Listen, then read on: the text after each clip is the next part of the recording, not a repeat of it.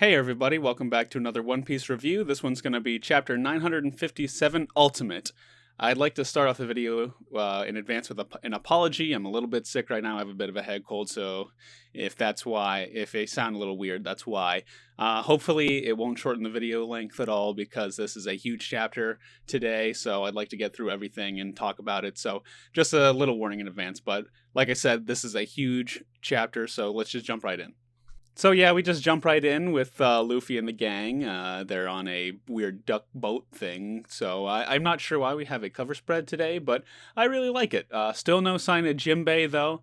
That's unfortunate. We know that he is technically a Straw Hat. It would be nice to have him in some of the cover spreads here, Oda, but yeah, I get it. We're going to wait until he shows up in Wano. I mean, hopefully he shows up in Wano. I would like to see that, but we'll wait for that, complete real introduction into the Straw Hat crew to start throwing him in the cover spreads. But yeah, let's just hop right in now. So we start the chapter. We're in Marineford with Akainu. He's on a Den Mushi phone call with Fujitora, Admiral Fujitora. He's basically congratulating him a little snarkily. He's like, I bet you're happy, aren't you, Isho? Your entire goal was to get the warlord system abolished, but here we are. You did it. Look what you did. We never agreed. We never saw eye to eye with each other about this, but I can't fault the fact that you're a determined man. And basically Fujitora's like, yeah, I know. I know that you still think that the warlords were an essential point of the three powers of the world to maintain balance in the world. But trust me, the SSG program, it's going to be able to replace them easily. I know it's going to be a little rocky, a little wavy in the meantime, but it's a good substitute. So we don't know what the SSG is. Presumably it's the program or thing that Vegapunk was working on. We know that was Fujitora's plan to have him use Vegapunk's science to replace the warlords. Maybe it was a bunch of more pacifistas like Kuma, but I don't think that's the case. I don't think that they want to use a pirate image even to substitute the third major power, the Yonkos, and then the Marines and the world government, and this third power. I think that they want to eliminate the image of pirate at all in it, so I'm not quite certain what it could be. So we see that Fujitora is going somewhere. We're not really sure. It could be to capture one of the warlords. We know that they are no longer, protected under the world government, so he might be out to go capture one of them, but I'm not quite sure. It looks like a Sea King pops up right in front of one of his ships, so look like some pretty turbulent waters. I'm not sure where he might be heading. But basically, Akainu is like, things could turn for the worst. You do know that Big Mom and Kaido are aligned in Wano right now, and Fujitora kind of recalls or reels back from that. He's like, oh my god, how could that have happened? And Akainu's just like, yeah, I know, for this to happen when we're already so tremendously busy as it is, it's such a disaster. But then we jump into really the meat of this chapter, where it's just Sengoku talking to a bunch of other Marines, presumably on the track to become commanding officers like captain or commodore, admiral, something like that. So it looks like he's kind of teaching a little class about the history of the world. And that's basically the majority of this chapter, is just learning about a bunch of lore of all of these pirates from the past. And it's a little bit exposition dumped from Sengoku pretty much the entire chapter. So basically, Sengoku is reacting to Kaido and Big Mom teaming up. He says, they've been fighting like crazy for the last however many years, so long that nobody could have possibly seen them teaming up together. And he says, nobody even knows about Rocks. Like, hardly anybody even knows about Rocks, the crew, because they were essentially a terrorist group. They were a pirate crew. He says that. They are definitely a pirate crew, but they attacked friends and foes alike. They basically just wreaked havoc in the world. Sengoku just comes out and says they're basically a terrorist group. But we do find out that their group was formed on the Beehive Island, where Blackbeard is currently positioned. That's his home base of operations. So, Yeah, a couple of links between Blackbeard and the leader of the Rocks crew that we're going to get into here. But yeah, Sengoku basically just says that Big Mom, Whitebeard, and Kaido were all once under the same crew under Rocks, under the Rocks captain. But we also hear of a couple other people that were on the Rocks crew, mainly, importantly, being Shiki was a member of the Rocks crew for a time before he left and made his own crew, and Captain John. We know of Captain John through many things. We've seen Captain John's corpse on Thriller Bark. He was animated. Of course, he wasn't nearly as strong as what he was when he was alive because he had probably some, fodder shadow inside of him. But Captain John, Buggy, he was searching for Captain John's treasure. So apparently, Captain John was formidable enough to have amassed such a large treasure that's Buggy's basically dream. His goal in life is to find Captain John's treasure. And two people that I am not certain about, I don't believe we know them, monikered the Silver Axe and Uchoku, who is apparently referenced to an actual Chinese pirate lord back in a long time, the 16th century. But basically, Sengoku says, yeah, they split up after a while because they couldn't stand each other. They're clearly all very strong people, probably strong-headed, stubborn people. They're gonna clash a lot, and yeah, no, they get crap done. They get stuff done because they're all so extremely strong. But people like that, their personalities aren't gonna mesh, and we see that three Yonko were. Three future Yonko came from this crew. Of course, they have their own ambitions. They're going to clash with each other, so that's just how it's going to go. But Sengoku says that the Rocks captain wanted to become the ruler of the world. He didn't want to become king of the pirates. He wanted to become king of the entire world. So that's a pretty large ambition, and he got extremely strong people to help him fulfill that. So, but he goes on to say that their existence was covered up. People like this, the world government didn't want them to know that they existed. The common person, they didn't want them to know of the existence of Rocks because of how formidable and scary and threatening they are. But of course, how things go, word of mouth and, the spread of things, everybody knew that the Rocks pirates existed, essentially. So it goes on to say that 38 years ago that the Rocks crew has been defeated by Garp, and that's how he got the moniker the hero of the Marines. He was able to defeat this incredibly strong, 3 Yonko crew, pirate crew, and so he basically just says that their ambition came to an end that day on an island known as God Valley Island. And we even get a shot of Garp afterward, his defeat, his victory pose, if you would. He was able to stop the unstoppable rampage that were the Rocks crew. And after he defeated it, that's when his name reverberated throughout the world and he became known as the hero of the Marines. So the people that Sengoku's talking to are, obviously they're going to be curious. They ask him, what happened? How did he do this? Basically, Garp, he says, he doesn't like talking about it. It wasn't clearly it wasn't easy for him. We know Garp is an extremely strong person, but he doesn't like talking about this one instance. He has all these, victories under his belt, but the one that named him the hero, he doesn't like talking about. And we find that out. He doesn't like talking about it because he had to team up with Roger in order to defeat the Rocks crew. Let me just say that again. Garp had to team up with Goldie Roger in order to defeat Rocks. So basically, Garp found Roger on this God Valley Island, and I assume presumably he was going to confront him, but then Rocks showed up, so they decided to put their differences aside and fight him, and they defeated him. And, all these Marines that Sengoku are telling the story to, they're like, what? That is insane. I've never even heard of this God Valley Island. Where is it? And Sengoku's like, well, it's an island that a huge war happened on. The world government didn't want it to, people to know about it, so they got rid of it, So probably Buster called into oblivion, and then the rest of the Marines are like, what? Well, tell us a little bit more about this. And we get a little funny scene, actually. Sengoku's basically just like, a island that the Marines didn't want anyone to know about, that they went through tremendous lengths to hide. You want to know more about that? And he's basically like, do you want to get Buster called? That's basically what he's saying. You're Marines and everything, but just you keep that kind of knowledge and stuff to yourself. You really don't want to get messed up with this kind of stuff.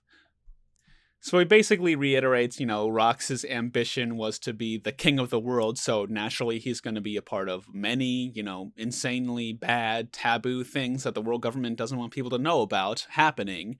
So he's kind of covered up. A lot of people don't know about him. So that's why a lot of people don't know about Rox, is because the world government is trying to cover it up, similar to the Void Century. Maybe not that extreme, but they're trying to cover up Rox's identity and his existence.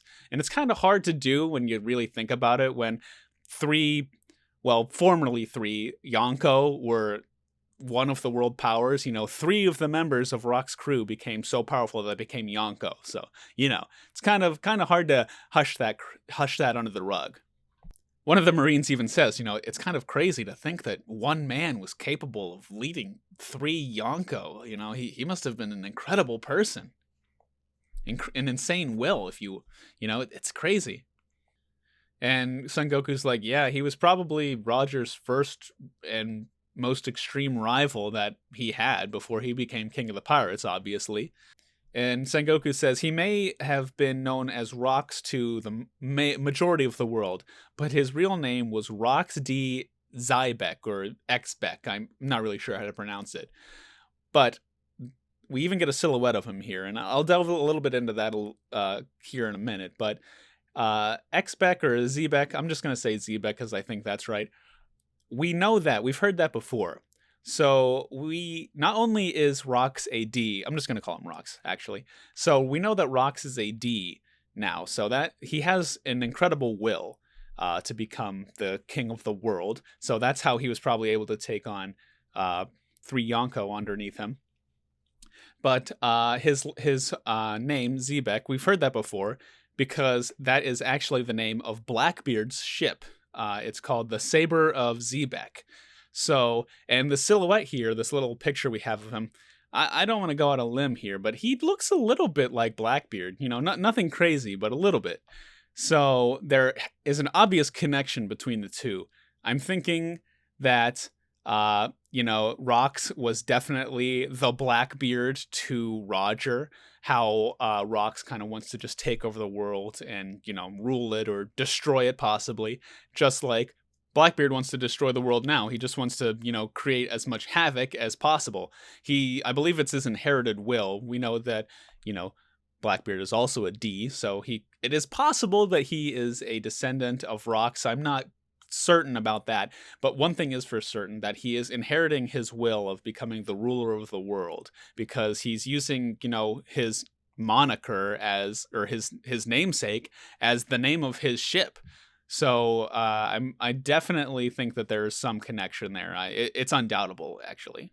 It's kind of funny here too, because basically Sengoku's like, oh yes, he's one of the few and far between Ds of the D clan to appear from time to time, and we know so many of them. Not only all of Luffy's family, but Law and everything. We just know so many Ds. It's kind of funny that he says, oh, few and far between. But so yeah, Roger and Garp teamed up against this guy to. We see Sengoku says that the Celestial Dragons were there, so he had to protect them. And so this was like a huge battle, Roger, Garp, Rox, and his entire crew, and the Celestial Dragons were there. I really want to find out what is happening during this huge battle. But basically, we get Garp was taking care of the Celestial Dragons as his duty as a Marine. And after he won, he gets all these accolades. But Sengoku says that Garp is kind of remiss to protect these Celestial Dragons, and he doesn't like them. That's the one reason he didn't become an admiral, because we know for certain now that Garp is admiral level, certainly.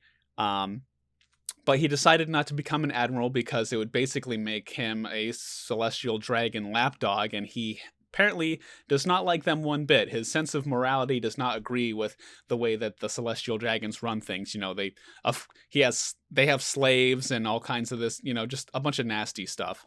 So that is every member of the monkey clan, monkey family that we know of do not like celestial dragons. Garp has to work for him because he's a vice admiral. He's a marine, so he has to work for them, except he could have become an admiral, but except he refuses because he doesn't want anything to do with them unless it is absolutely necessary. Dragon, of course, is the leader of the Revolutionary Army, who basically just declared war on the celestial dragons that we know of in the last chapter. And Luffy punched out Charlos, and, he doesn't like how they treat people as slaves and everything. So yeah, the entire Monkey Clan basically do not give a crap about celestial dragons. They can go shove one. But here's where the real spicy stuff comes in, guys. Okay? So basically, they're just talking. They're like, Kaido and Big Mom, they're extremely strong. They had huge bounties before, but if they teamed up together, it's going to be something incredibly insane happening. They're like, this may lead to the formation of the worst pirate crew in all time, in all of the world, ever. Which makes sense, Kaido has a huge crew with the Beast Pirates, and Big Mom has an insanely large crew with all of her children in it, with the Big Mom Pirates. So yeah, I could see that happening. It makes total sense. But yeah, so Sengoku is basically just talking. He's like, Brenna, what are the Yonko's current bounties right now? And he's like, oh yeah, I was just working on updating all of the Warlords bounties. They're no longer frozen bounties, so I was working on updating them to their new current standard, which unfortunately we don't get to see that. I would have really enjoyed seeing that, but we don't get to see that, unfortunately. But we do get to see one thing better. We get to see literally all of the Yonko's bounties. I mean, that is insane. We already knew Blackbeard's, and we made speculations of all the others, but we get all of them. So let's just get right to it. So we start with Blackbeard, since we already know him. They're like, okay, well, let's just review it now. We'll start with the first man to become a Yonko just recently, a new year ago. As a result of on the attack on Impel Down, recruiting a lot of strong people, and then the inevitable killing of Whitebeard, he now resides on the Beehive Island, where I might add that Rox has formed, like I said previous. But he now resides on Beehive Island. The Admiral of the Blackbeard Pirates, Marshall D. Teach. Bounty 2 billion and 200 something million. So yeah, we already knew that, 2 billion, which is a billion more than Luffy's. It makes sense because Luffy, he did an amazing task as escaping from Big Mom, but he didn't, bring down them at all. So it's pretty understandable for now. We know for a fact, though, the Luffy's bounty is going to shoot up. I didn't think that with the next couple of bounties, I didn't think that they were going to get this high, but yeah. But then we get the next one. He said, we should talk about this man next. He became a Yonko 6 years ago, so 4 years before the story started. He is the youngest of all of the 4 Yonko, all of the emperors. He is a former subordinate of Gold D. Roger, and he has extremely strong people on his crew like Beckman and Lucky Roo and Yasop. And he doesn't have a large crew, but they are all extremely strong and have extreme trust between each other. They're an impregnable crew. The captain of the red-haired pirates, Red-haired Shanks. Bounty of 4 billion, 48 million, and something else. So yeah, Shanks is a little bit stronger than Black. Well, I don't want to say stronger because bounties don't equate to strength, but So Shanks is basically a doubly wanted man than Blackbeard, which is kind of interesting when you think about it, since he had a sit-down discussion with the Gorosei a couple of chapters ago whenever he went and infiltrated Reverie. He's like, I gotta tell you about somebody. I think you should really look out for him. Probably Blackbeard. But yeah, so they sat down with him and had a chat. We don't know what they're talking about, but 4 billion, that's a lot. It's quite a lot. I was hoping that Shanks would have the highest bounty out of all of the Yonko, out of all of the current living Yonko and all the living pirates, but unfortunately we see that isn't the case. I have a couple of theories about why that is, and I'll get to it when we get to their bounties and everything. But I thought that it was confirmed that Shanks was the strongest of the four Yonko, or at least, the most powerful. But I can't really pin down if that is absolutely true or not. That's at least true in my belief, my headcanon. But they're basically just like, all right, moving on. Let's start with this one. The natural born destroyer, Seafarer. She destroyed a village of giants when she was younger in Elbaf. When she was just a kid, she was just a child. She refuses to trust anybody else except for people in her own bloodline, which, why she had a million kids. And she has 80, she's ruling over 85 of her children. And she is the queen of the Kingdom of Sweets. Captain of the Big Mom Pirates, Charlotte Linlin, bounty 4,388,000,000 and some change. So yeah, Big Mom has a bounty of 300 million, more than Shanks. The only reason that I think that this is the case, and presumably the same for Kaido, is because yes, she is strong. She's clearly older. She had more time to become do Yonko things, basically, mass territories and all that. So she has more territories than Shanks, probably. And we know for a fact that she has a larger crew than Shanks because she has her entire children underneath her and all, the sweet commanders and the generals and everything like that. And Shanks only has his lonely crew. So even with all of that added on, all of the territories and all of the different, the vast larger crew that Big Mom has, being only 300 million more than Shanks, I think that that's okay. I would have liked Shanks to be, like I said, the strongest one, the one with the highest bounty, but I get it. I understand why. But then they go on.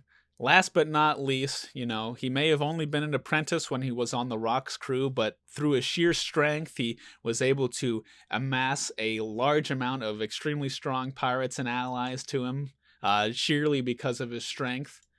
The Governor General of the Beast Pirates, Kaido of the Beasts. Bounty 400,611,000,000 and some change. So yeah, Kaido has 600 million more bounty than Shanks and 300 more million bounty than Big Mom. I'm not sure exactly why this is. I think that, Big Mom has a larger crew and a larger reach of things. So not to say that Kaido's crew is small by any means, but he's been the ruler of the Wano country for 20 years now. And so I think that might be a reason why he's put down so many roots in this, country, and he is virtually indestructible, as we see. He's been captured so many times, and he always escapes he's been captured for execution, and he escapes every single time. So that probably busts up his numbers a bit. But, 600 million more than Shanks.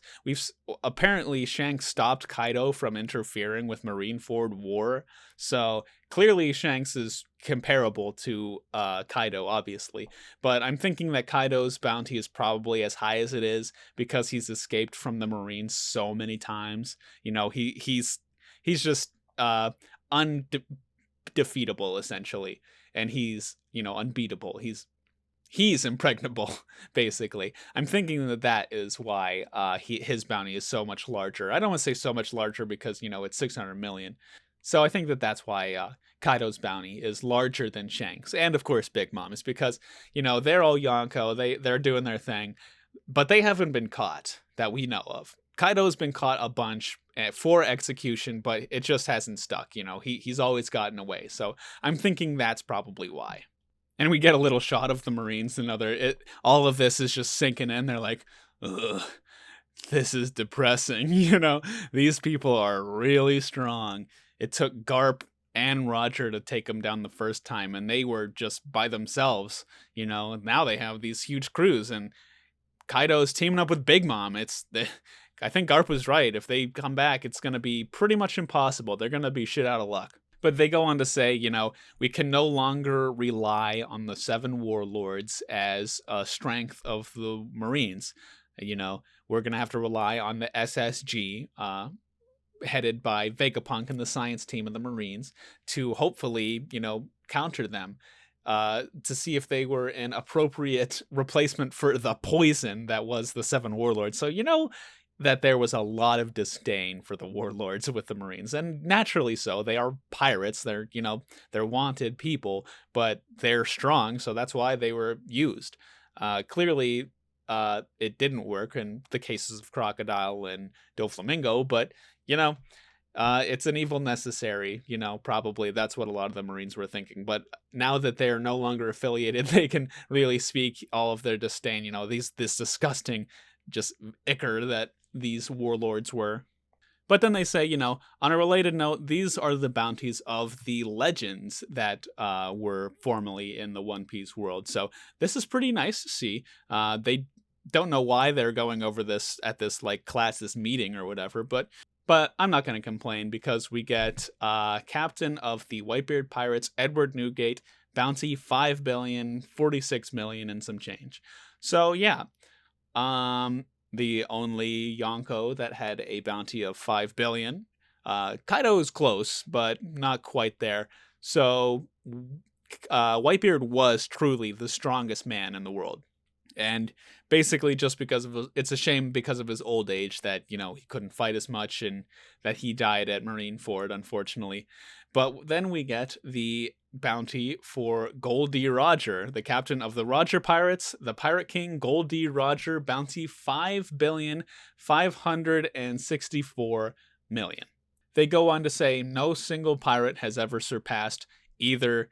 No single pirate has surpassed Whitebeard or Roger in these bounties. So we know for a fact that Whitebeard and Roger were the two largest bounties in the One Piece world.